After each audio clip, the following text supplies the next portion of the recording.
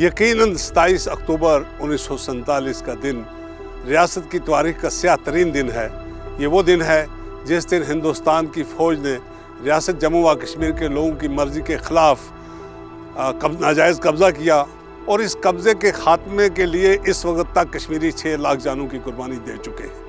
मैं ये बात यकीन से कहता हूँ, आज वहाँ 10 लाख फ़ौज की मौजूदगी, आज वहाँ ड्रैकोनियन लॉज की मौजूदगी, आज वहाँ बीजेपी के एजेंटों की मौजूदगी, आज इलेक्शन ड्रामे की मौजूदगी के बावजूद रियासत जम्मू व कश्मीर का बच्चा बच्चा कट मरने के लिए तैयार है, लेकिन अपने हक़ की खुद इरादियत पर कंप्रोमाइज़ नहीं कर सकता। एजेंट आते रहेंगे, एजेंट जाते रहेंगे। वो 18 लाख फ़ौज सारी भी कश्मीर में ले आए तो वो हमारे उन शोधा के मिशन को रोक नहीं सकता।